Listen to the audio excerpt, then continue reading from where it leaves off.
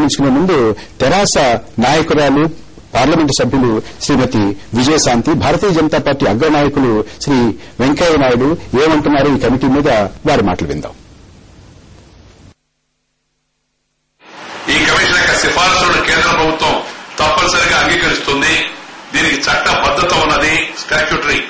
మేము సంతోషిస్తాము. చెప్పమనండి. కమిషన్ సభ్యుల పట్ల, చైర్మన్ పట్ల మాకు గౌరవం ఉంది. వాళ్ళు నిష్ణాతులు, నిపుణులు. కానీ నిపుణులు నిర్ణయించే విషయం కాదు. ఇది రాజకీయమైన నిర్ణయం తీసుకోవాల్సి ఉంది. రాష్ట్రం యొక్క భవిష్యత్తు గురించి నిర్ణయం తీసుకునేది కేంద్ర ప్రభుత్వం, రాష్ట్ర ప్రభుత్వం, రాజకీయ పార్టీలే గాని కమిటీలు కాదు అనే విషయాన్ని మేము స్పష్టంగా చెప్పదలుచుకున్నాము. కాంగ్రెస్ నాయకులు విమర్శలు కట్టిపెట్టి ఇప్పటికే 6 ఏళ్ల పాటు సమయాన్ని మీరు వృధా చేశారు. మమ్మల్ని ప్రశ్నిస్తున్నారు, మీరు ఎందుకు ఇవ్వలేదో అప్పుడని. మేము 3 ఇస్తానన్నా 3 ఇచ్చాం, మీరు 1 ఇస్తానన్నా 1 కూడా ఇవ్వరా, చూడండి మేము ఇవ్వలేదు అని మాట్లాడతారు.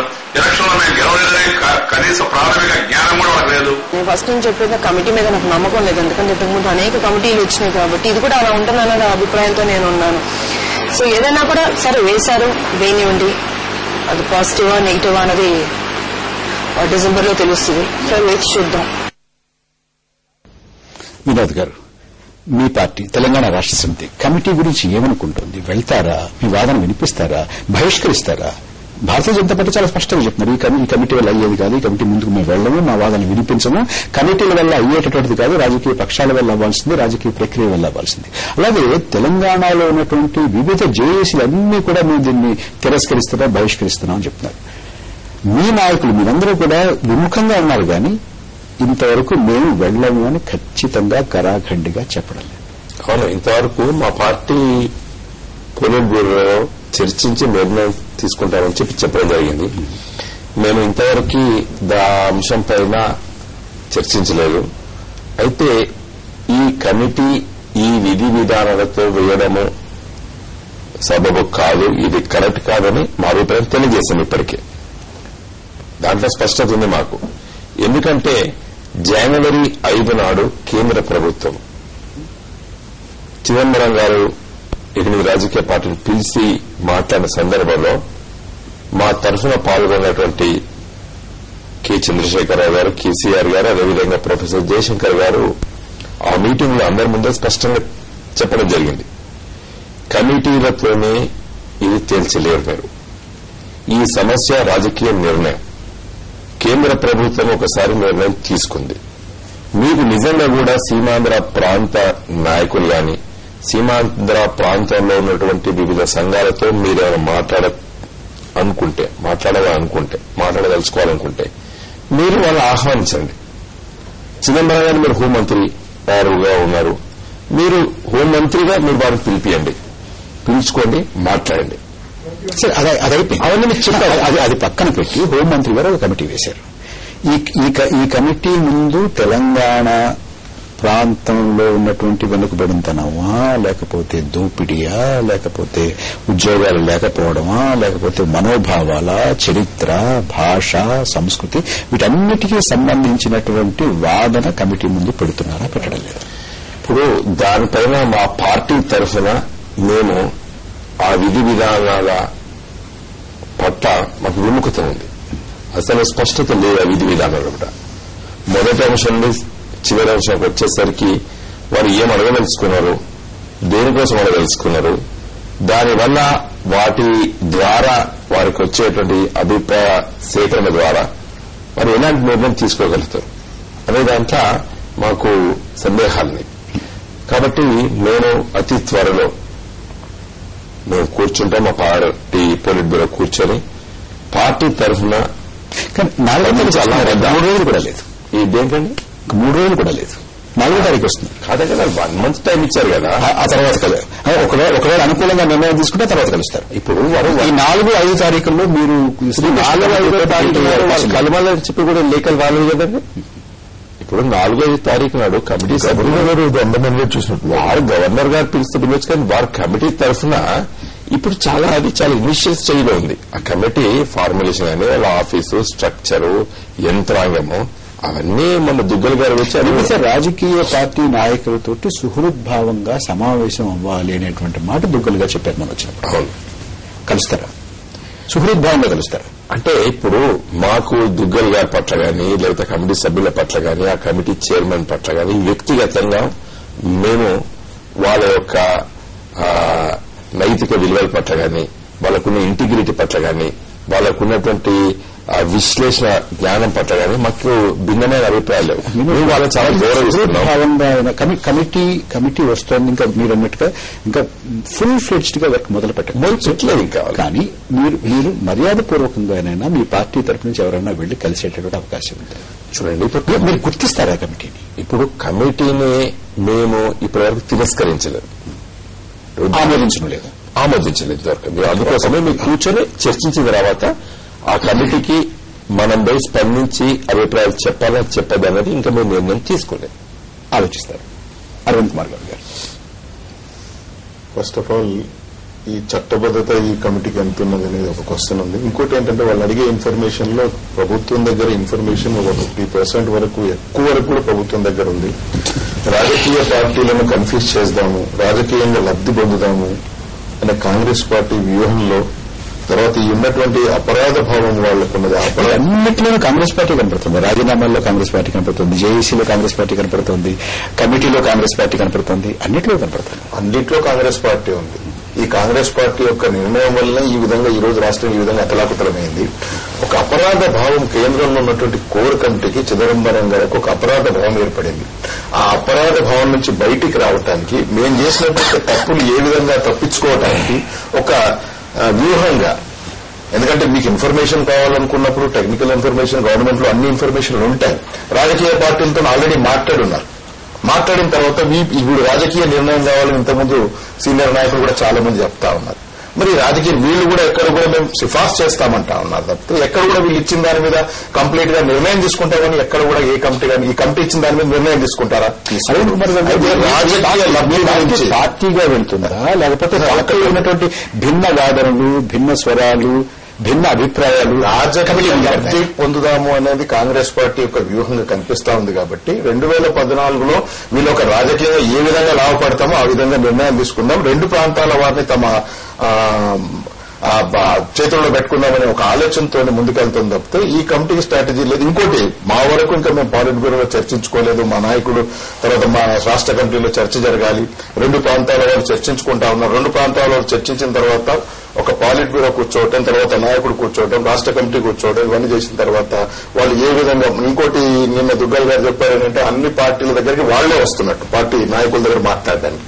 వాళ్ళకి ఏం ఇన్ఫర్మేషన్ కావాలి, మేము ఏ విధంగా చెప్పాలి. ఎందుకంటే మేము అన్ని ప్రాంతాల్లో ఈ రోజు కాంగ్రెస్ పార్టీకి ప్రత్యామ్నాయ పార్టీ తెలుగుదేశం పార్టీ కాబట్టి అన్ని ప్రాంతాల్లో మా పార్టీ ఉంది కాబట్టి అన్ని విధాలు ఆలోచించి మేము ఏ విధంగా స్పందించాలో స్పందించి. ఇంకో విషయం ఏంటంటే ఇక్కడ డి శ్రీనివాస్ గారు కానీ ఇంకో ఏం చెప్తా ఉన్నారంటే వాళ్ళు కమిటీకి ఏం చెప్పారంట.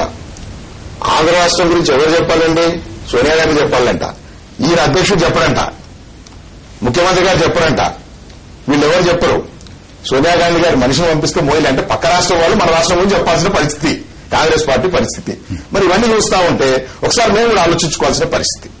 కాంగ్రెస్ పార్టీ అధ్యక్షుడు మాట్లాడిన డి శ్రీనివాస్ గారు ఏం మాట్లాడుతున్నారు?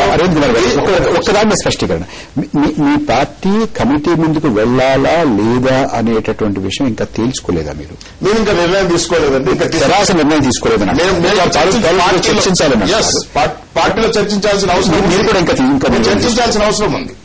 రాంబాబు గారు, మీ పరిస్థితి ఏమిటి? ఒకటండి, మా పరిస్థితి తప్పనిసరిగా కమిటీ ముందుకు వెళ్ళడం జరుగుతుంది. ఎలా వెళ్తారు? పార్టీగా వెళ్తారా, లేకపోతే పార్టీ నాయకులు ఎవరికి వారు తలవదారిగా వాదన తీసుకెళ్తారు? మొన్న దుగ్గల్ గారు ఇచ్చిన స్టేట్మెంట్ ప్రకారం ఒక రకమైనటువంటి వాదన వచ్చింది. ఏంటంటే ఒక్కొక్క పార్టీ అధ్యక్షులు తమ పార్టీ అభిప్రాయాన్ని చెప్పాలి అని.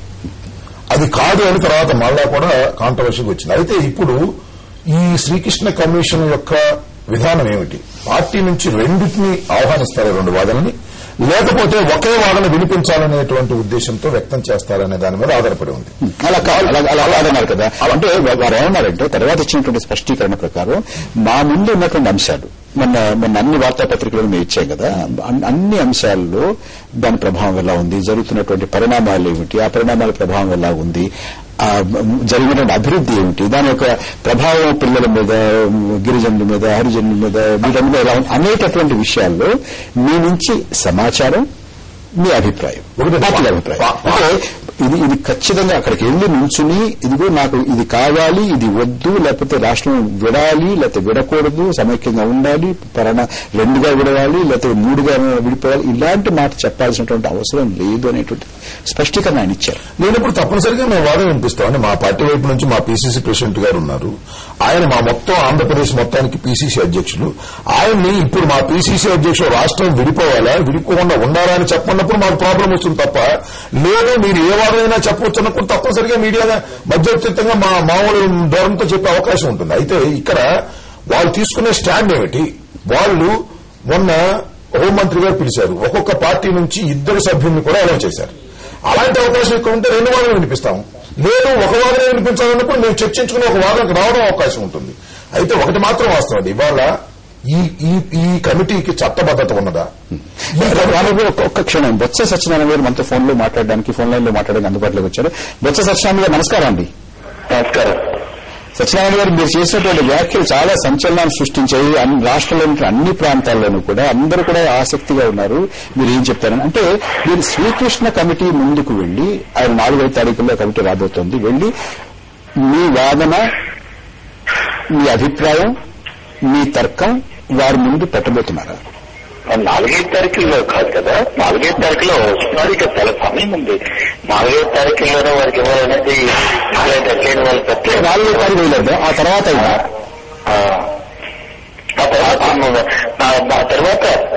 నేను ముందు నుంచి చెప్పుకొస్తున్నాను కదండి, రాష్ట్రం విభజన జరగాలన్నా లేదా రాష్ట్రం సమైక్య ఉండాలన్నా సరే ఏదైనా ఒక శాస్త్రీయమైన విధానంతో జరగాలి. అంతేగాని ఏదో నాకు ఇష్టం ఉంది కదా అని చెప్పి అందరం కలిసి ఉండాలి లేదండి అంటే అది కాదు. అది ఇక్కడ వాదన ఏంటంటే కలిసి ఉండాలనుకుంటే ఎందుకు కలిసి ఉండాలి? ఇప్పుడు 60 సంవత్సరాలు బట్టి ప్రభుత్వం రాష్ట్రం ఏర్పాటైన తర్వాత 56 సంవత్సరాలు ఏర్పాటైన తర్వాత మాలాంటి వెనుకొని పిల్లలు ఇంకా వెనుకొస్తామన్నా ఉన్నాయి. వాటి పరిస్థితి ఒకటి, ఆలోచన ఒకటి, ఇలాంటివన్నీ కూడా డిస్కషన్స్ కావాలి. ఇక్కడ వాటి మీద కూడా జరగాలి. విజయనగరం శ్రీకాకుళం కానీ, లేకపోతే అనంతపురం కర్నూలు కానీ, లేదా ఆదిలాబాద్ మహబూబ్ నగర్ కానీ, ఇవన్నీ కూడా ఎన్ని ఇబ్బందులు వస్తున్నాయి. ఒక హైదరాబాద్ పట్టణం ఒకటే అభివృద్ధి రాష్ట్రం అంతా అభివృద్ధి ఉంది, రాష్ట్రం అంతా కలిసి ఉండాలి లేకపోతే ఉండాలి అంటే కాదు కదా. అక్కడ ఆ ప్రాంతాలకి ఈ విధమైన ఆలోచన చేస్తాం. ఇంతకుముందు పెద్ద మనుషుల ఒప్పందాలు జరిగినాయి, రేపు మళ్ళీ పెద్ద మనుషుల ఒప్పందాలు బీసీ గంట దాన్ని డీవేస్ అయితే దానికి ఏదైనా ఒక కమిట్మెంట్ రెగ్యులేటరీ వ్యవస్థ ఒకటి ఉండాలి. అంతేగాని ఇప్పుడు వచ్చేటప్పుడు పెట్టుకుని మా పర్వాలేదు మా పార్టీ అధికారాలు వస్తున్నాయని చెప్పి మాకు నచ్చినప్పుడు పెట్టుకుంటాము కాదని అనుకుంటుంది కాదు కదా. ఎందుకు స్పష్టంగా చెప్పండి. 40 సంవత్సరాలుగా తెలంగాణ కానీ ఆంధ్ర కానీ విడిపోదామని ఆలోచన ఎందుకు వచ్చింది ప్రజల్లో? దానికి కారణాలు ఏంటి? ఆ విశ్లేషణకి పర్వాలేదు. సత్యనారాయణ గారు ఒక్క క్షణం నా మాట వినండి, నా ప్రశ్న వినండి దయచేసి. స్పష్టంగా అంటే రాష్ట్రం 2గా విడిపోవాలి అనేటువంటి మాట మీరు స్పష్టంగా చెప్పినట్టుగా అన్ని వార్తాపత్రికల్లో వచ్చాయి. కాదు రాష్ట్రం వచ్చి 2 రాష్ట్రాలు అయితే అయితే తప్పేమిటని అడుగుతున్నాను. అదే సార్, అంటే విడిపోవాలి అనేటువంటి అభిమతం మీకు ఉంది అనేది నిర్బంధంగా ఇల్లుడిపోలేదు అనడం వేరు, ఇడిపోతే తప్పడం లేదు, ఇడిపోతే వచ్చి నష్టమేమిటి అనడం వేరు. ఇప్పుడు కలిసి ఉంటే తెలుగువారు మాట్లాడిన అందరూ కలిసి ఉంటే బాగుంటుంది అంటారు. ఓకే, తెలుగువారు కలిసి ఉంటుంటే ఇవాళ రాష్ట్రానికి వచ్చే ఉపయోగం ఏంటి? 2 ముఖ్యమంత్రులు వస్తే వచ్చిన ఇబ్బంది ఏమిటి? 2 ముఖ్యమంత్రులు వస్తే ఇంకా ఎక్కువగా అభివృద్ధి చెందే అవకాశాలు ఉన్నాయి కదా అనేది ఒక ఆర్గ్యుమెంట్ ఉంది. అంటే పలానా విషయాలు మీరు ఆలోచించాలి, విశ్లేషించాలి అనేటువంటి ధోరణితో అన్న మాటలు అవి అన్నింటినీ కూడా డిస్కస్ చేస్తూ ఎవరి అభిప్రాయాలు చెప్తూ దీంట్లో నా అభిప్రాయాన్ని కంక్లూజన్ ని ఫైనల్ గా శ్రీకృష్ణ కమిటీకి ఇవ్వబోతున్నాము. సత్యనారాయణ గారు, మీ అభిప్రాయం, మీ కంక్లూజన్ ఏంటి? శ్రీకృష్ణ కమిటీ చెప్తామండి, శ్రీకృష్ణ కమిటీని చెప్తారు కానీ మీకెలా చెప్తారండి? నేను చెప్తాను, నా యొక్క నిర్ణయం చెప్తాను. ఏ విషయము ఇప్పుడు తప్పేంటి అని చెప్తాము. ఇక్కడ విభజన ఆల్రెడీ చెప్పున్నారు ఆయన. కమిటీ ముందు ఏం చెప్పేది ఇప్పుడు చెప్పాల్సిన కమిటీ ముందు ఏం చెప్తారనేది ఇప్పుడు చెప్పాల్సిన అవసరం లేదు. అయితే కమిటీ ముందు సత్యనారాయణ గారు, కమిటీ ముందు ఒక మంత్రిగా, కాంగ్రెస్ పార్టీ సభ్యునిగా, నాయకునిగా, కాంగ్రెస్ పార్టీ ముఖ్యమంత్రి, ప్రదేశ్ కాంగ్రెస్ కమిటీ అవి అలా ఉంచి మీకు మీరుగా మీ అభిప్రాయాన్ని, మీ కంక్లూషన్ ని, మీ విశ్లేషణని కమిటీ మీద ఉంచుతారు, అంతే కదా? కాంగ్రెస్ పార్టీలో ఇచ్చింది ఇప్పుడు మాకు. మాకేమన్నారంటే పార్టీ తాలూకా ఏదైనా ఉంటే మాత్రం పార్టీ చెప్పుకుంటుంది. ఇండివిజువల్ గా ఏ అభిప్రాయాన్ని రాష్ట్రంలో ఉన్న ఏ ప్రజలైనా సరే, ఏ పార్టీ వ్యక్తులైనా సరే వాళ్ళ తాలూకా వాళ్ళ ప్రాంతాలకు సంబంధించిన సమస్యలు కానీ, లేకపోతే రాష్ట్ర వ్యాప్తంగా జరుగుతున్న వారి మనోభావాలు కానీ, వాళ్ళ అంశాలు కానీ ఎవరైనా సరే శ్రీకృష్ణ కమిటీకి చెప్పవచ్చు. దాంట్లో ఏ విధమైన ఇబ్బంది లేదు. మీరు ఇలా అనుకోవచ్చా, మీరు ఎక్కువగా ఉత్తరాంధ్ర జిల్లాల్లో ఉన్నటువంటి పరిస్థితి గురించి ఎక్కువగా దృష్టి పెట్టే అవకాశం ఉందనుకోవచ్చా? అవునా, ఉత్తరాంధ్ర జిల్లాలతో పాటు అనంతపూర్, కర్నూలు కూడా వెనకబడి ఉన్నాయి ప్రాంతాలు ఉన్నాయి. ఇప్పుడు ఇవాళ ఎందుకు వచ్చింది తెలంగాణ వెనుకబడతంతో ఉన్నది అనేది ఒక 10 అంశాలు ఉంటే అదొక అంశం కింద వచ్చింది కదా. ఇప్పుడు కూడా ఇంకా హైదరాబాద్ ఇంకా మహబూబ్ నగర్ కూడా ఇంకా వెనుకబడే ఉన్నాయి కదా. వాటి విషయాలు కూడా మనం చర్చించుకోవాల్సిన అవసరం ఉన్నాయి కదా. అంటే రాష్ట్రం మొత్తం మీద వెనుకబాటుతనం, అభివృద్ధి ఈ రెండింటి మీద ఎక్కడ ఎలా ఉంది, దాని కారణాలు ఏమిటి, దాని పరిష్కార మార్గాలు ఏమిటి అనే దాని మీద మీరు విశ్లేషణ చేసి శ్రీకృష్ణ కమిటీ ముందు పరిష్కార మార్గాల్లో చిన్న రాష్ట్రాలే దానికి మంచి జరుగుతుంది, దానివల్ల మంచి మేలు జరుగుతుంది అనుకుంటే ఇష్టం. దాంట్లో ఇంకా ఎవరికి జాగ్రత్తగా ఉండకూడదు అనేది ఏదైనా శ్రీకృష్ణ కమిషన్ ఫైనల్ గా ఏ నిర్ణయం చేస్తే ఆ నిర్ణయాన్ని కట్టుకోవడం అనేది నా తాలూకా అభిప్రాయం. అంటే మీరు ఇంకా అది పరిష్కారమా కాదా అనేటువంటి విషయంలో మీరు ఇంకా ఒక కన్క్లూజన్ కి వచ్చినట్టుగా లేదు వచ్చినా కూడా అది ఇప్పుడు చెప్పారు కమిటీ అని చెప్తారు. కాదండి, ఒక జడ్జిమెంట్ వస్తుంది, ఒక కమిషన్ వస్తుంది, దాంట్లో నేను నమ్మిందనే కరెక్ట్ అనుకుంటాను, కానీ నేను నమ్మిన అవసరం కరెక్ట్ అనుకుంటాను. సరే, మనం చెప్తాము, నిర్ణయాలు వచ్చి వాళ్ళు చెప్తారు. నిర్ణయాలు వాళ్ళు చెప్పిన తర్వాత ఒక పెద్ద మనిషి ఒప్పందం, ఒక పెద్ద మనిషి దగ్గర, ఒక జడ్జిమెంట్ దగ్గర ఒక కోర్టుకి వెళ్ళినప్పుడు వాళ్ళు ఏం చెప్తే దాన్ని మనం అంగీకరించవలసిన పరిస్థితులు వస్తాయి. బొత్స సత్యనారాయణ గారు, మాతో మాట్లాడినందుకు మీకు ధన్యవాదాలు.